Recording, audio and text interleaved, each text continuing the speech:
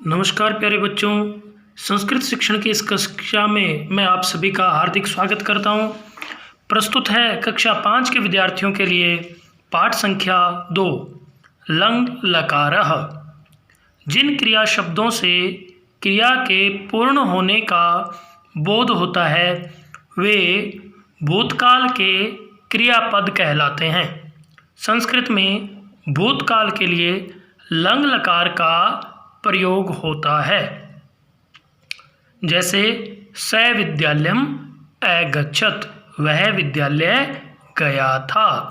सा भोजनम अखादत, उसने भोजन खाया था, अर्थात खाना, उसने खाना खाया था।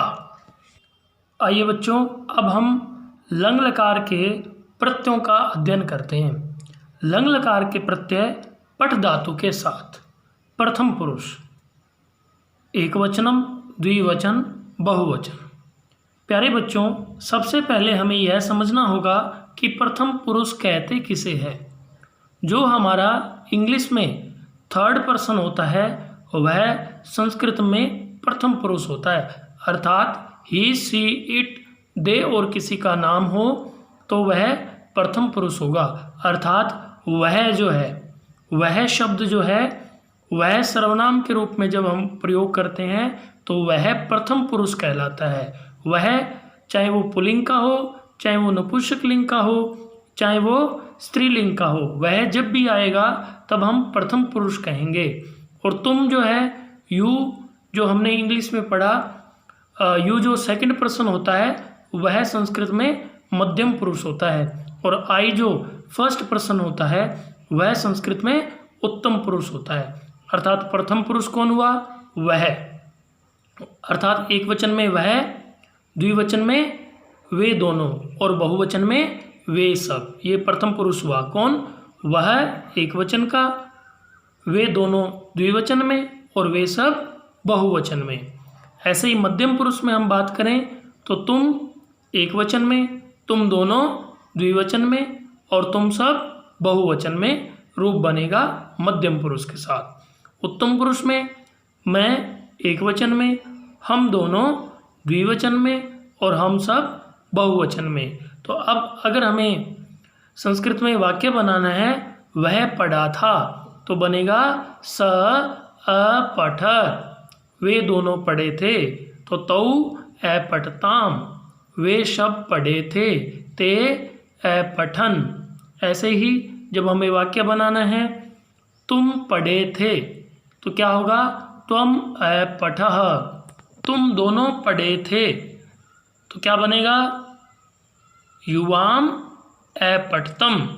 और बहुवचन में तुम सब पढ़े थे, यूयम अपठत। ऐसे ही मैं पढ़ा था, अहम अपठम, हम दोनों पढ़े थे, आवाम अपठाव, और हम सब पढ़े थे, वयम अपठाम। क्या बना बच्चों? वयम अपठाम। इस प्रकार हमने जाना लंग लकार के प्रत्ययों का प्रयोग। आइए बच्चों, अब हम इस पाठ में आगे जो हमारा पाठ्य पुस्तक में दिया गया है उसका अध्ययन करते हैं। स गीताम अपठत, उसने गीता पढ़ी थी। सा उद्याने अगच्छत, वह बगीचे में गई थी। तौ विद्यालयम अगच्छताम, वे दोनों विद्यालय में गए थे। ते फलानी अखादन, उन सब ने फलों को खाया था। त्वम गृहात् कदा अगच्छः, तुम घर से कब आए थे? घर से कब गए थे? युवाम स्वपाठम अपठतम, तुम दोनों ने अपना पाठ पढ़ा था। यूयम लेखान अलिखत, तुम सब ने अपना लेख लिखा। अहम आपणम अगच्छम, मैं बाजार गया था। आपणम का संस्कृत में अर्थ होता है बाजार। आवाम चित्राणि अपश्याव, हम दोनों ने चित्र देखे थे। वयम जंतुशालाम अगच्छाम, हम सब चिड़ियाघर गए थे। हय रविवासरः आसीत्, कल रविवार था। हय का मतलब होता है बीता हुआ कल। वयम भ्रमणाय जंतुशालाम अगच्छाम, हम दोनों घूमने के लिए चिड़ियाघर गए थे। तत्र सरोवरे वृत्तिकाः हंसाः च तरन्ति स्म, तत्र सरोवरे वृत्तिकाः हंसाः च तरन्ति स्म, वहाँ तालाब में बतखें और हंस तैर रहे थे। सिंहः सिंहः पिंजरे अगर्जत, और पिंजड़े में शेर दहाड़ रहा था।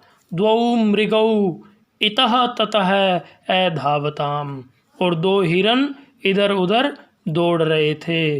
बालकः तत्र वानरान् दृष्ट्वा प्रसन्ना अभवत्, और बालक जो है वो बच्चे जो वहाँ पे हैं वे उन बंदरों को देख करके प्रसन्न हो रहे थे, खुश हो रहे थे। किम यूयम अपि तत्र अगच्छत, क्या तुम सब भी वहाँ गए थे? त्वम तत्र किम अपश्यः, तुमने वहाँ क्या देखा? सायं वयम गृहम अगच्छाम, और शाम को हम घर वापस आ गए। हम सब शाम को घर वापस आ गए। गृह कार्यम च अकरवम, और हमने अपना गृह कार्य पूर्ण किया।